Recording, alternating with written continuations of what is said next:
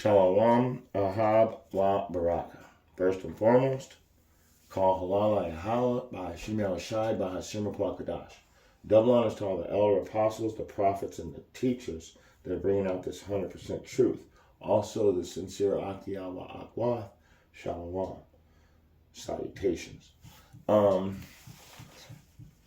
gonna do just a real short class. So it's going to be Proverbs chapter 3, verses 1 through 8.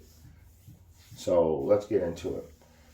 This is Proverbs chapter 3, starting from the top. My son, forget not my law, but let thine heart keep my commandments. So let's start off with that. How do you keep his commandments? That's an easy one. Go to 2 Timothy chapter 2. And let's get it. Verse 15. Study to show thyself approved unto Yahweh, a workman that needeth not be ashamed, rightly dividing the word of truth. So, how do you forget not his law? Well, you study to show yourself approved. Also, let's keep going.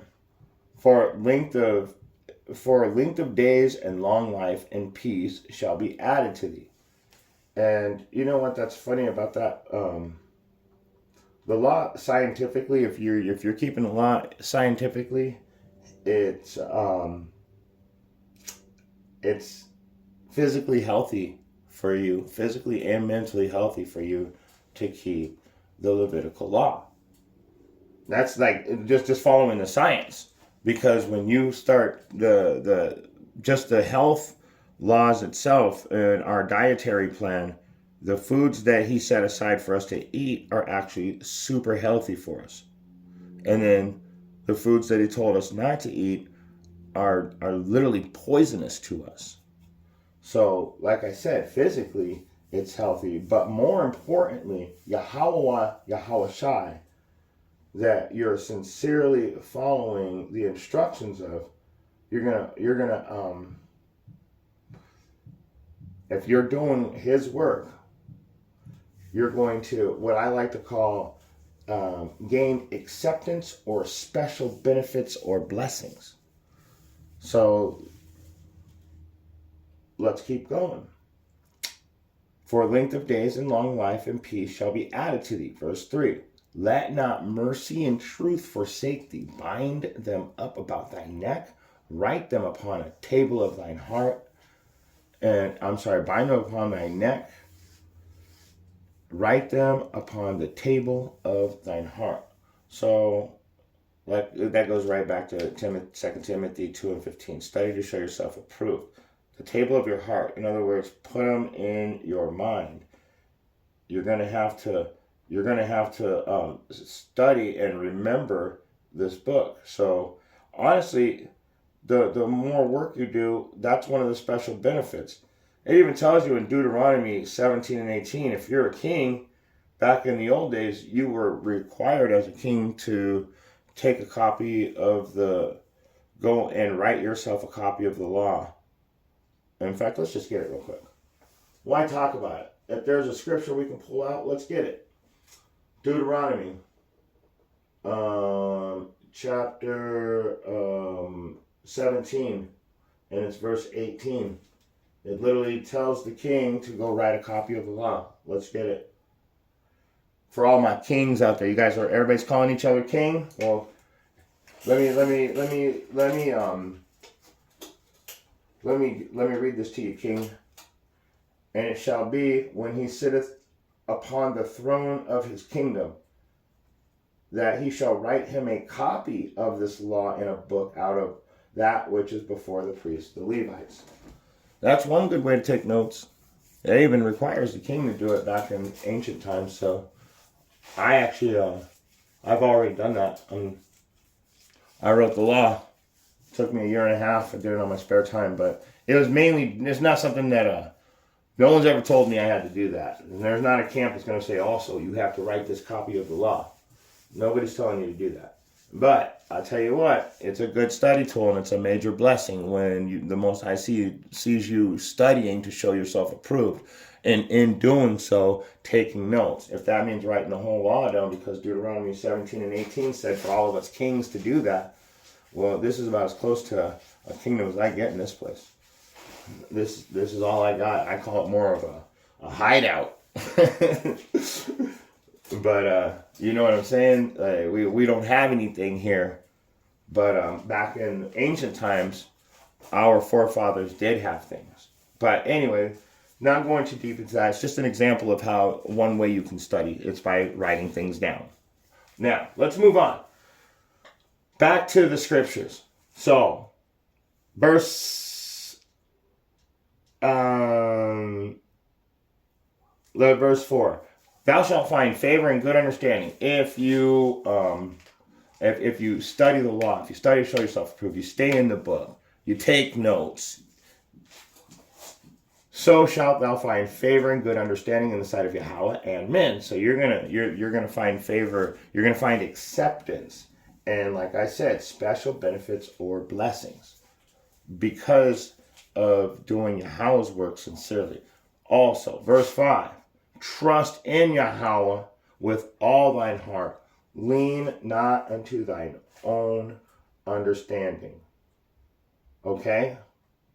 I'm going to tell you a little story real quick of lean not unto thine own understanding. Maybe that's what I'll call this class. Lean not unto thine own understanding. Let me show you guys something. This is the book of 1 Samuel and chapter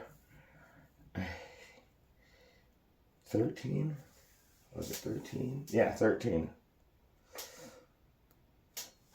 1 Samuel, chapter 13, and we're going to go down to, we're going to start at verse 8. And as I read, you're going to understand the story. So I'm not really going to have to explain everything to you right now. Okay, because I'm just isolating a part of a story of something that happened to Saul. Because, let me read the verse again. This is Proverbs chapter 3 and verse 5. Trust in Yahweh with all thine heart, and lean not unto thine own understanding. Okay? So now we're going to go to 1 Samuel 13 and 8. And he tarried 7 days according to the set time that Samuel had appointed. But Samuel came not to Gilgal, and the people were scattered from him. And Saul said, bring hither a burnt offering to me, and peace offering. And he offered the burnt offering. And it came to pass that as soon as he had made an end of offering the burnt offering, behold, Samuel came, and Saul went out to meet him, that he might salute him. And Samuel said, what hast thou done? And Saul said, because I saw the people were scattered from me. He saw that, okay, now listen carefully. I saw the people were scattered from me, and thou camest not within the appointed time, so you didn't show up. The people were moving, the people were kind of like falling apart. You weren't showing up. And that the Philistines gathered themselves together at Michmash. So he's saying the Philistines are getting ready to attack. The people are scattered and you didn't show up. That's what he's telling them right now. Therefore the Philistines will come down now unto me to Gilgal. And I have not made supplication unto Yahweh. And I forced myself, therefore, and offered a burnt offering. So what did he do? He got scared. He justified with a bunch of excuses. And then he committed a sin. Let's prove it. Let's prove it. He forced himself to make a burnt offering. Let's go to verse 13. So this is what happens. This is why it's saying, lean not unto thine own understanding. It says right here, but it says, forget not my law in verse 1, Proverbs 3 and 1. Forget not my law, but let thine heart keep my commandments. So when you go to verse 5, lean not unto thine own understanding. So now, Samuel said to Saul, thou hast done foolishly. thou hast not kept the commandments of Yahweh, which he commanded thee. For now would Yahweh have established thy kingdom upon Israel forever, but now thy kingdom shall not continue. Yahweh hath sought him a man after his own heart, and Yahweh hath commanded him to be captain over his people, because thou hast not kept that which the Lord commands thee. So when you take matters into your own hands and lean upon your own understanding, you end up 9 times out of 10 breaking Yahweh's law. Now, on top of that, it shows that he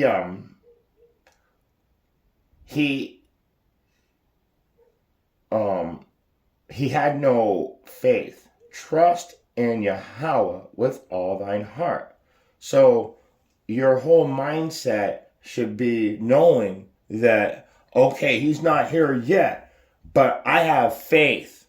So I'm just going to trust in Yahweh. Now, let's get that. Let's go straight to it. Let's go to the book of Ecclesiasticus, or better known as Sirach. And we'll go to chapter 2. And I love this chapter. So it says, lean not into thine own understanding. Okay, watch this. And this is Sirach chapter 2, starting from the top. My son, if thou come to serve the Lord, prepare thy soul for temptation, set thy heart aright, constantly endure, make not haste in time of trouble.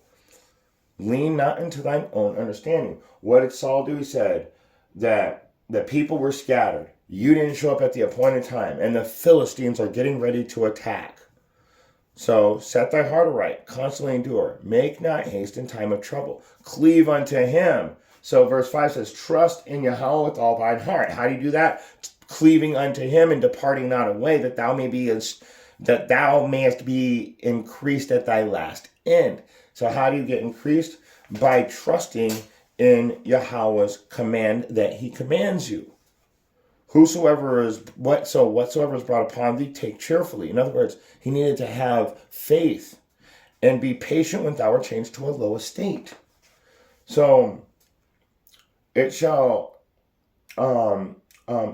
so right there, what happened to him is he lost a kingdom. So I want to show you something. I'm going to keep reading for a second. And be patient when thou art changed to a low estate, for gold is tried in the fire, and acceptable men in the furnace of adversity. So he would have been golden, and the Most High was trying him. Remember, I kill, I make alive. I wound, I heal. There is no God with me. There is no God with me. You know what I'm saying. The Most High did everything. It was a test. So, verse 6, believe in him, and he will help thee. Order thy way right and trust in him.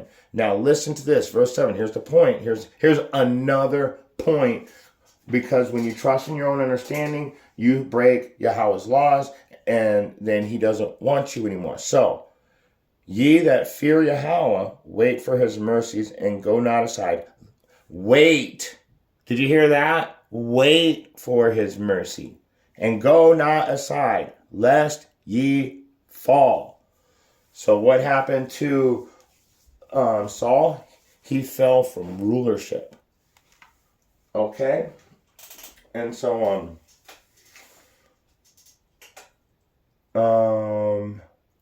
I'm going to read a couple more verses and then we're going to shut it down.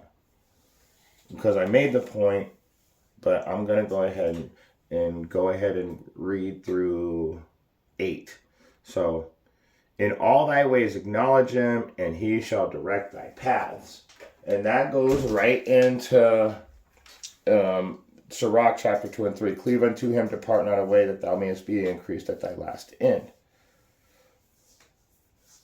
Also, just all of it. You could read this whole chapter, and I guess the best way to, it says, in verse 6, it says, acknowledge in all thy ways, acknowledge him, and he shall direct thy paths. So you can go to Sirach chapter 2 and verse 10, and it says, look at the generations of old and see, did ever any trust in Yahweh and was confounded? Or did any abide in his fear and was forsaken? Whom did he ever despise that called upon him? So acknowledge him in all your ways, and he shall direct thy paths.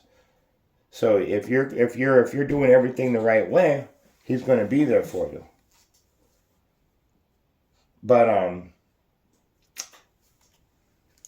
2 more verses and we're going to close out. Be not wise in thine own eyes. Fear the Lord. Depart from evil.